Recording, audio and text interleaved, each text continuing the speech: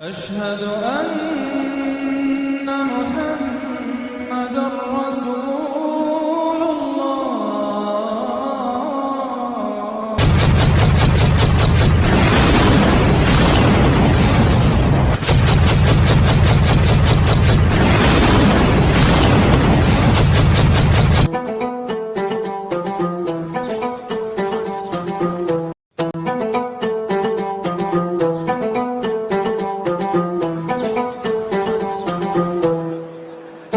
वो है one world government. आपने सुना होगा वन वर्ल्ड गवर्नमेंट के बारे में, यानी विश्व में एक ही सरकार होना है। इस विषय के ऊपर उन लोगों ने चर्चा किया था और बीते फरवरी महीने में इस चर्चा के पश्चात हमारे प्रधानमंत्री नरेंद्र मोदी जी ने लोकसभा में एक भाषण दिया था। उस भाषण में भी उन्होंने इस विषय के बारे में खासकर बताया था। लोकसभा में नरेंद्र मोदी जी ने दिया हुआ उस भाषण का उस क्लिप को आप इसमें देख सकते हैं। पोस्ट कोरोना भी एक नया वर्ल्ड ऑर्डर नजर आ रहा है। पोस्ट कोरोना के बाद दुनिया में एक नया संबंधों का वातावरण शेप लेगा। हमें तय करना है कि हम वर्ल्ड वॉर के बाद एक मुख्य दर्शक के रूप में बदलती हुई दुनिया को देखते रहे और अपने आप को कहीं एडजस्ट हो सकते हैं तो करने की कोशिश करें। हमारे लिए वो कालखंड भी वैसा ही। लेकिन आज पोस्ट कोरोना जो नया वर्ल्ड ऑर्डर तैयार होगा और होना ही है, किस रूप का होगा, कैसा होगा, कौन उसको इनिशिएट करेगा, वो तो वक्त बताएगा। डंके की चोट पर कहने आया हूं, जिसको विरोध करना है वो कर दे। सिटीजनशिप अमेंडमेंट बिल वापिस नहीं होने वाला।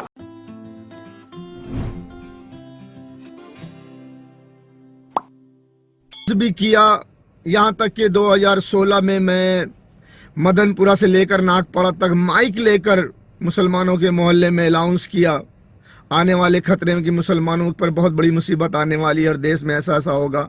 बहुत 2016 में और 2021 में 16 मई को मैं पुलिस स्टेशन में मुझे एक दिन के लिए हथकड़ी लगा के बंद किए थे और मुझ पर देशद्रोह का कानून भी लगा दिए थे।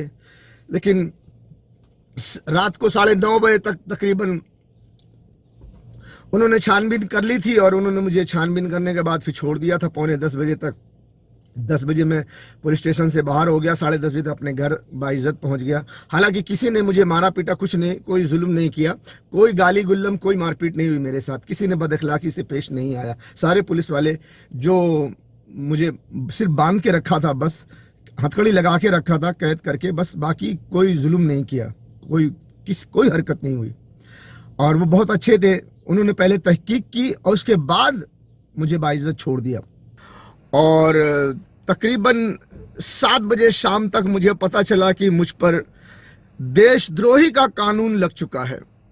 क्योंकि 7 बजे मुझे पेशाब लगी थी तो मैंने किसी पुलिस वाले को बोला यार मुझे बाथरूम जाना है, तो मुझे अंदर से ले गया जहां बड़े ऑफिसर बैठे हुए थे, कंप्यूटर सिस्टम था, वहां से ले गया। तो वो ऑफिसर ने हमें बताया कि तुम जब यहां से जाओगे तो अपने पांव पर चलकर नहीं जाओगे। उन्होंने बताया कि तुझे ये सब करने की क्या जरूरत थी, तुझे क्या दुनिया की फिक्र है, तेरे ऊपर देशद्रोह का कानून लग चुका है, ये देख ले। कंप्यूटर में दिखा रहा था लेकिन मैं तो वहां तक नहीं देखा क्योंकि मैं उस वक्त चश्मा भी नहीं लगाया हुआ था, पढ़ नहीं सका। उस ऑफिसर ने बोला कि तुझ पर देशद्रोह का कानून लग गया है, अब तू जेल में सड़ेगा। मैंने कहा मेरा काम है सोशल वर्क करना, देश की सुरक्षा के लिए काम करना, आपने जो चाहना है वो करना है। बहरहाल बहुत बातें हुई, पेशाब शाब करके मैं आ गया बाथरूम जाके, फिर मुझे हथकड़ी लगा के वहीं बांध दिया खिड़की से जहां पहले बांधा हुआ था। बहरहाल मैं सारे नज़ारे देखता रहा, खड़े होकर देखते देखते 9:30 बजे एक ऑफिसर आया जिसके हाथ में मेरा केस था। वो दूसरे ऑफिसरों से बात करने लगा कि ये जो है ना बहुत बड़ा साइको है, ये देशद्रोही नहीं है।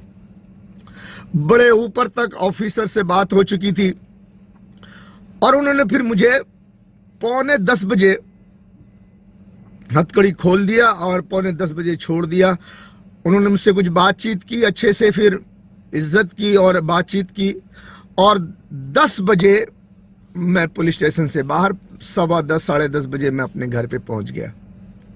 9:30 बजे से उन्होंने वो आकर के मेरा देशद्रोही का जो केस मुझ पर लिखा हुआ था सब जगह उन्होंने सब कैंसिल किया और सारे केस वगैरह सब सही किए और मुझे 9:45 बजे हथकड़ी खोल के छोड़ दिया। थोड़ी बातचीत की वहां बैठकर 10 मिनट 5 मिनट, उसके बाद मैंने छोड़ दिया। 10:30 बजे तक मैं अपने घर पहुंच गया बाइज्जत। ना किसी पुलिस वाले ने मुझे गाली दी, ना मुझे किसी ने मारा, ना मुझे कोई गलत कोई बात बोली।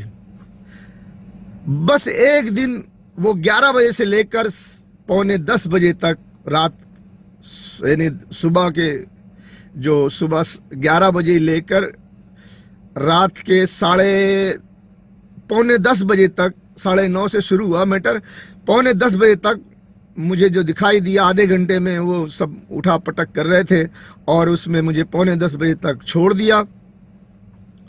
9:45 बजे मेरी हथकड़ी खुल गई और मैं रिहा हो गया। 9:45 बजे के बाद मैं 10:30 बजे घर पहुंच गया। ना किसी ने मुझे गाली दी, ना मुझे किसी ने मारा, ना मुझ पर कोई जुल्म हुआ, ना कोई ताने वाने मारे, कुछ नहीं। अलग अलग ऑफिसर आते रहे और मुझसे सवाल जवाब करते रहे, पूछते रहे। मैं उनसे बराबर बातचीत करता रहा और उन्हें उनके सवालों का जवाब देता रहा, उनको हकीकत से आगाह करता रहा। घर जाने के बाद मुझे पता चला कि तकरीबन 1:30 बजे दिन को पुलिस की स्पेशल फोर्स, वो कौन सी ब्रांच थी मालूम नहीं, मेरी कॉलोनी में पूरी पुलिस ही पुलिस भर गई थी और स्पेशल ब्रांच ने मेरे घर पर पूरा ये किया था, घेराव किया था और एक एक तिनका उन्होंने घर से छान मारा और सब कुछ जो मिला उन्हें उठाकर ले गए, तहकीक किए। और जितनी जगह मैंने उनको बोला था कि मैं 2015 से 2016 में 17, 18, 19 में जहां जहां मैं जाकर इनको एक्सप्लेन किया था, आगाह किया था, Worli police station, Dadar police station, SBI branch, SBI CID branch जो क्राफर्ड मार्केट के पास है, कमिश्नर ऑफिस के पास, और वो सारे वाकये मैंने बताए। और इंडिया टीवी, आज तक, ABP न्यूज, सबको मैंने लेटर दिया था, नेशन न्यूज, न्यूज नेशन, उनको भी जाके वर्ली में जो न्यूज नेशन है वहां वर्ली में उनके ब्रांच में जाकर मैंने उनसे बातचीत की थी और उन्हें इन्फॉर्मेशन दी थी कि आने वाला समय बहुत खतरनाक है और दंगे फसाद बहुत होंगे, अंग्रेज हमारे देश को इस्तेमाल करने के लिए बहुत कुछ प्रोपेगेंडा करेंगे। लेकिन किसी ने एक न सुनी।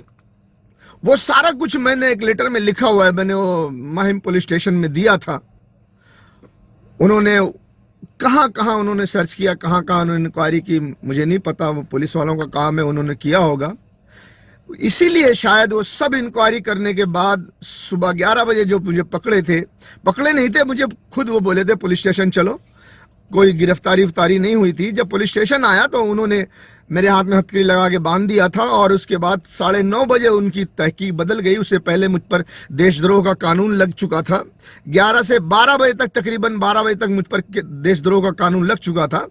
9:30 बजे वो देशद्रोह का कानून कैंसिल कर दिया गया और 9:45 बजे मुझे छोड़ दिया गया। 10 बजे मैं पुलिस स्टेशन से बाहर, 10:30 बजे तक मैं अपने घर पहुंच गया बाइज्जत। ना मुझे किसी ने गाली दी, ना मुझे किसी ने एक तमाचा भी मारा और ना ही मुझे कोई धमकी दी गई, ना डराया गया, ऐसा कुछ नहीं।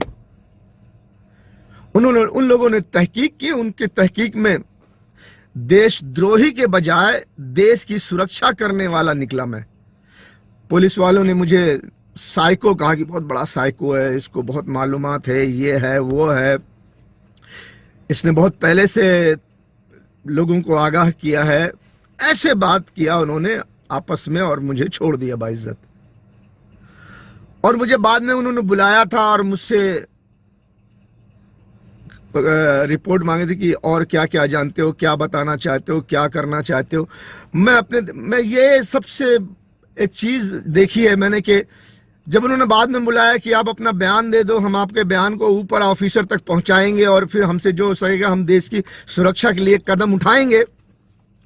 तो 1-2-4 दिन के बाद मुझे बुलाया था, फिर मैं गया उनसे, उन्होंने मेरा बयान लिया, उन्होंने कंप्यूटराइज किया, लिखा अपने कानून के दायरे में रहकर। लेकिन मैंने बहुत कुछ बोला था, लेकिन वो क्या लिखे मुझे नहीं पता। उसमें मैंने ये भी कहा था कि अंग्रेजों ने इस मुल्क को हैजेक कर लिया है और जो भी उनके रास्ते में आएगा उसको मार दिया जाएगा। और अपना मकसद पाने के लिए, अपनी प्लानिंग में कामयाब होने के लिए वो किसी हद तक जा सकते हैं।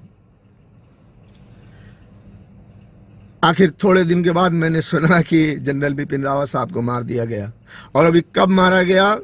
जब उनको किसान आंदोलन के सामने सरकार को घुटने टेकने पड़े, उसके बाद जनरल बिपिन रावत को मार दिया गया। कुछ ऐसे समझ में आता है कि शायद जनरल बिपिन रावत साहब किसान आंदोलन में किसानों को ऊपर फौज लगा के गोलियां चलाना उनको मुनासिब नहीं लगा। शायद उन्होंने किसानों पर गोलियां नहीं चलवाई, शायद इसीलिए उन्हें रास्ते से हटा दिया गया और उनकी जगह अब ऐसे जनरल को लाया जाएगा जो अंग्रेजों की गुलामी करेगा, जो वन वर्ल्ड गवर्नमेंट के लिए काम करेगा। ऐसे जनरल को उनकी कुर्सी पे बिठाया जाएगा। वक्त आने वाला है, देखना है कि क्या आता है। चूंकि ये मेरा भी मुल्क है, मेरी ड्यूटी भी है और मैं एक सच्चा हिंदुस्तानी हूं, तो मैं अपने भारत को, अपने भारत के लोगों को, बल्कि अपने खित्ते के लोगों को इन तमाम चीज़ों से आगाह करना चाहता हूं, ताकि हमारे खित्ते के तमाम मुल्क, पाकिस्तान, बांग्लादेश, श्रीलंका, नेपाल और पूरा हिंदुस्तान के लोगों को भी ये पता हो कि हमारे मिनिस्टर किसके लिए काम कर रहे हैं। तो मेरे दोस्तों, मैं इतना ही बताना चाहता हूं कि मैं बहुत तकलीफ से लोगों तक ये बात पहुंचा रहा हूं। मैं आसानी से घर नहीं बैठा हूं। 2015 से तो सिर्फ मैं कानून के साथ खड़े होकर उनसे कदम से कदम मिला करके लोगों को आगाह कर रहा हूं, ऐसे नहीं गैर कानूनी से। पहले पुलिस वालों से जाकर मिलकर फिर मैं कदम उठाता हूं।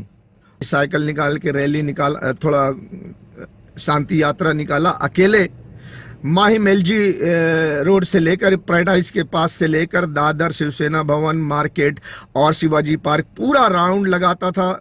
दिन में कई बार राउंड लगाता था और मंत्रालय, गेट ऑफ इंडिया, मदनपुरा, भिंडी बाजार, नल बाजार, ये सब जगह आ जाता था। लाल बाग, ऐसे रोड से सब जगह घूमता था। मेरे साइकिल पर डिकोर, सब डिकोर।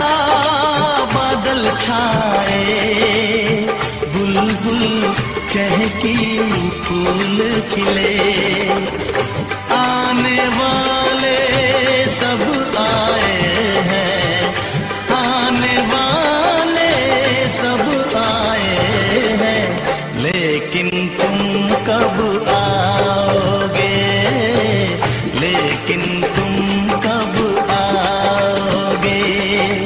सावन आया, बादल छाए। डिकोर किया गया था और उस पर फ्लैग लगा हुआ था। पूरा फ्लैग के रंग में साइकिल डिकोर थी और अलग अलग पोस्टर लगे हुए थे मेरी साइकिल में। 15 पोस्टर की जगह मैंने बनाई थी 15 पोस्टर लगाना है कि 15 में बहुत बड़ा राज छुपा हुआ है। 15 मीन्स 1.5, 15 मीन्स 15 भी है, 15 भी है, 1.5 भी है और 1.5 और 15 में बहुत बड़ा राज छुपा हुआ है। जब मैं एक एक पोस्टर की हकीकत बताऊंगा तो आपको मीडिया पे एक एक पोस्टर लगा के फिर उसके पीछे राज क्या है वो बताऊंगा। धीरे धीरे मेरी वीडियो को सब्सक्राइब कर लें ताकि आने वाली वीडियो जो आपको मिल जाए और आप देखें कि हिंदुस्तान में क्या चल रहा है और दुनिया में क्या चल रहा है। मैं कोई कमाने खाने के लिए नहीं यूट्यूब पे आया हूँ। मैं सिर्फ यूट्यूब पे आने का मकसद मेरा है कि मैं अंग्रेज़ों के प्लानिंग पर से पर्दा हटाऊं और अपने देश को बचाऊं जो बर्बाद होने वाला है। वरना अनकरीब हिंदुस्तान की हुकूमत चली जाएगी, वहाँ पर मुसलमानों की हुकूमत कायम हो जाएगी गज़वे हिंद के बाद। और हिंदुस्तान के सारी फौज मारी जाएगी, सारे पुलिस वाले मारे जाएंगे, उनके हाथ जिंदा उखाड़े जाएंगे, सारे कट्टरवादी को ढूंढ ढूंढ के मारेंगे और जितने भी अधिकारी हैं, सरकारी अधिकारी जो गरीबों के घरों पे बुलडोजर चलाया है, उन सब को ढूंढ ढूंढ कर मारा जाएगा। उन सब का जमीन जायदाद, बैंक बैलेंस सब छीन लिया जाएगा। क्यों? उन्होंने दूसरों को छीना है ना, उनका भी छीना जाएगा। तो बहुत बुरा हाल होने वाला है, बहुत बुरा हाल होने वाला है। अगर हो सकता है उससे पहले फौज को अकल आ जाए, अपने देश को संभाल ले तो संभाल ले, वरना हिंदुस्तान का बहुत बुरा हाल होने वाला है।